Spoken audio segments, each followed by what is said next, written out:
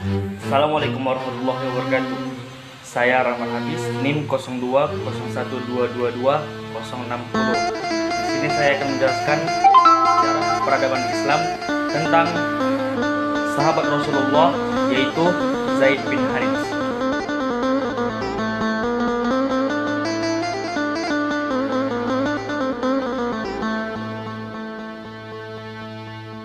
Zaid bin Haritsah radhiyallahu anhu, seorang sahabat Rasulullah Shallallahu Alaihi Wasallam yang termasuk orang-orang pertama masuk Islam. Zaid bin Haritsah juga satu-satunya sahabat yang namanya tercantum dalam Al-Quran, yakni dalam surah Al-Ahzab. Zaid dikenal rajin membaca Al-Quran saat malam dan puasa. Semua orang mengenal Zaid sebagai sahabat Nabi yang ahli ibadah. Dalam sirat sahabat Nabi dikisahkan, pada suatu malam saat menghadapi perang Mut'ah, Zaid mendapat giliran berjaga bersama sahabatnya, yaitu Hisham bin Yahya.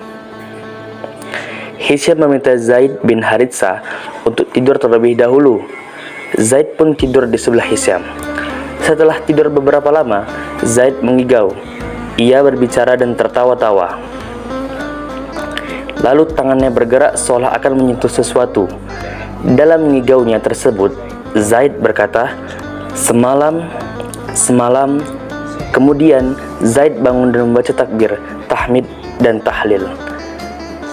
Zaid, ada apa denganmu? Tanya Hisham. Aku baru saja bermimpi, Hisham. Mimpi yang aneh. Ceritakanlah padaku tentang mimpimu. Zaid bin Haritsah pun mulai menceritakan mimpinya. Ikutlah dengan kami, wahai Zaid, kata dua orang yang berada dalam mimpinya. Zaid pun menurut. Ia mengikuti kemana dua orang itu melangkah. Mereka mengantar Zaid kepada tempat yang belum pernah Zaid temui. Tempat tersebut sangat indah. Zaid terpukau ketika dua orang tersebut berhenti di depan sebuah kamar. Pelan-pelan Zaid masuk. Di atas ranjang yang terbungkus kain sutra bersulam emas, duduk seorang perempuan. Ia tersenyum kepada Zaid. Wajahnya cantik, sangat cantik. Selama hidup, Zaid belum pernah menemui wanita secantik itu.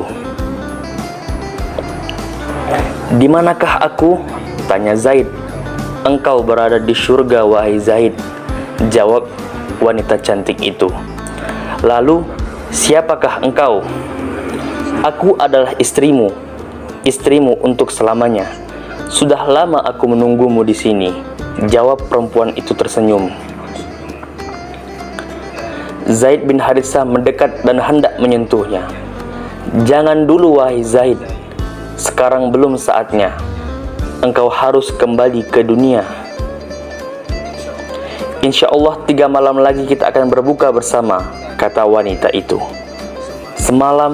Semalam saja, jangan 3 malam, kata Zaid. Semua sudah ditentukan, wahai Zaid. Itulah isi mimpi Zaid. Beliau melarang Hisham menceritakan mimpinya tersebut kecuali Zaid telah syahid. 3 hari menjelang, Zaid berperang dan dalam keadaan puasa, sekalipun beliau berada di medan perang. Zaid terkepung musuh. Hisham yang melihatnya dari kejauhan tidak mampu berbuat banyak, karena Hisham sendiri pun tengah menghadapi musuh. Menjelang matahari tenggelam, seorang musuh berhasil melesatkan anak panah dan tepat mengenai tenggorokan Zaid.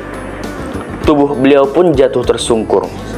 Hisham beralih dari kerumunan musuh dan mendekati Zaid seraya berkata, selamat atas buka puasamu hari ini di surga, sahabatku, kata Hisham dengan derai air mata. Mimpi Zaid dengan bidadari itu menjadi sesuatu yang nyata. Sesuatu itu tidak lain karena ketaatan Zaid kepada Allah dan Rasulnya. Rasulullah SAW di Madinah saat itu telah mengetahui kabar Zaid yang telah berpulang ke rahmatullah. Nabi SAW memberitahukan kepada sahabatnya, Zaid bin Haritsah telah tiada. Bendera perang kini dipegang Ja'far bin Abi Thalib. Sore harinya Rasulullah Shallallahu Alaihi Wasallam pergi bertakziah mengabari kabar duka kepada keluarga Zaid. Di muka pintu, anak perempuan kecil Zaid menyambutnya dengan hangat. Rasulullah Shallallahu Alaihi Wasallam memeluknya dengan haru dan lama, merasakan kesedihan anak perempuan dari sahabat dan anak angkatnya itu. Nabi Shallallahu Alaihi Wasallam menangis terseduh, membuat putri yang masih balita itu ikut menangis, meski sebabnya belum ia ketahui. Seorang sahabat yang menyaksikan pemandangan yang mengharukan itu bertanya kepada Rasulullah, "Tangis apakah gerangan itu ya Rasulullah?" Rasulullah Shallallahu Alaihi Wasallam menjawab, "Ini adalah tangisan seorang kekasih yang kehilangan kekasihnya." Demikian akhir hayat Zaid bin Haritsah yang membuat Nabi menangis. Allah Ta'ala menyayangi Zaid dengan mengkaruniakan nikmat surga sebagai balasannya. Masya Allah, mimpinya pun menjadi kenyataan bahwa para bidadari sedang menantinya di surga. Ini saja yang dapat saya sampaikan. Lebih kurangnya saya minta maaf. Assalamualaikum warahmatullahi wabarakatuh.